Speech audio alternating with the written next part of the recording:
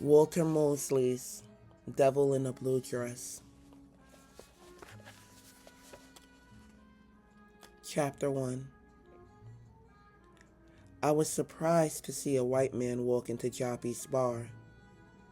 It's not just that he was white, but he wore an off-white linen suit and shirt with Panama straw hat and bone shoes over flashing white socks. His skin was smooth and pale, with just a few freckles. One lick of strawberry blonde hair escaped the band of his hat. He stopped in the doorway, filling it with his large frame, and surveyed the room with pale eyes. Not a color I'd ever seen in a man's eyes. When he looked at me, I felt a thrill of fear, but that went away quickly because I was used to white people by 1948.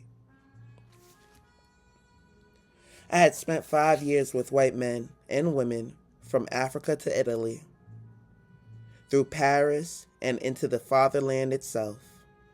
I ate with them and slept with them, and I killed enough blue-eyed young men to know that they were just as afraid to die as I was. The white man smiled at me. Then he walked to the bar where Joppy was running a filthy rag over the marble top.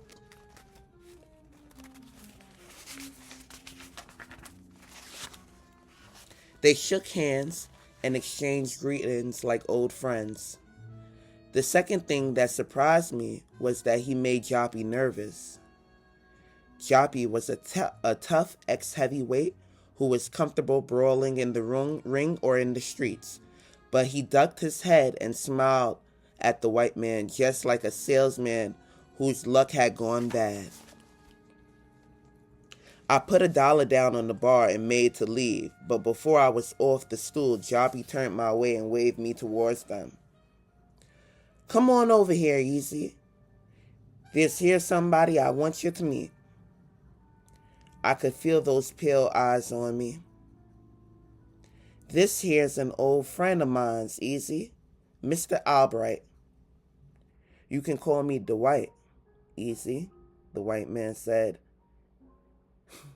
His grip was strong but slithery, like a snake coiling around my hand. "Hello," I said. "Yeah, Easy," Joppy went on, bowing and grinning. "Mr. Albright and me go way back. You know, he probably my oldest friend from L.A. Yeah, we go way back." "That's right," Mr. Albright smiled. "It must have been 1935 when I met Jop. What is it now? Must been 13 years? That was back before the war, before every farmer and his brother's wife wanted to come to L.A. Joppy scoffed at the joke. I smiled politely. I was wondering what kind of business Joppy had with that man, and along with that, I wonder what kind of business that man could have with me. "Where you from, Easy?" Mr. Albright asked. "Houston."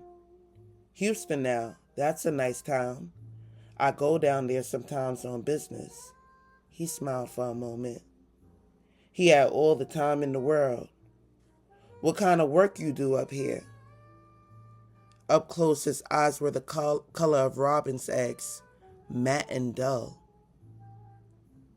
"He worked at Champion Aircraft up to 2 days ago," Joppy said when I didn't answer. "They laid him off." Mr. Albright twisted his pink lips, showing his distaste. "That's too bad. You know, these big companies don't give a damn about you. The budget doesn't balance just right, and they let 10 family men go. You have a family, Easy?" He had a light drawl, like a well-to-do Southern gentleman. "No, just me, that's all," I said. "But they don't know that. For all they know, you could have 10 kids and one on the way, but they let you go just the same." "That's right," Joppy shouted. The voice sounded like a regiment of men marching through a gravel pit. "Them people on them big companies don't never even come in to work. They just get on the telephone, to find out how they money is. And you know they better get a good answer or some heads is gonna roll. Mr. Albright laughed and slapped Joppy on the arm. Why don't you get us some drinks, Joppy? I'll have scotch.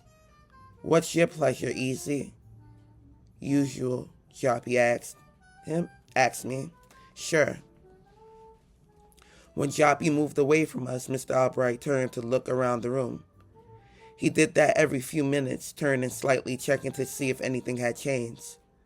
There wasn't much to see, though. Joppy was a smaller bar on the second floor of a butcher's warehouse. His only usual customers were the Negro butchers, and it was early enough in the afternoon that they were still hard at work.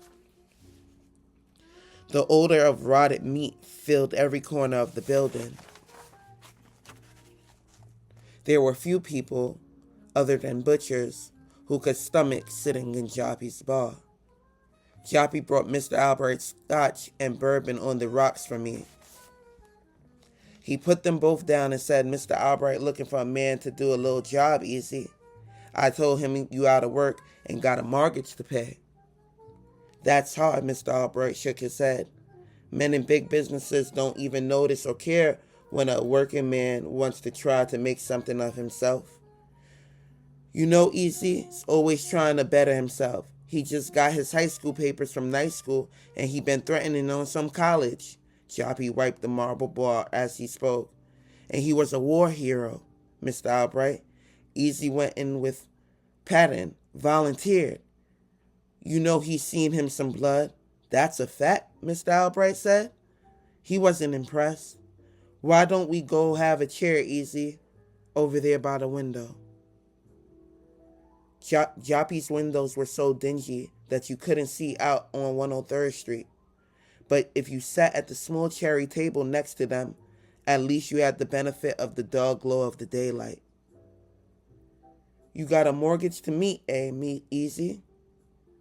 The only thing that is worse than the big company is the bank.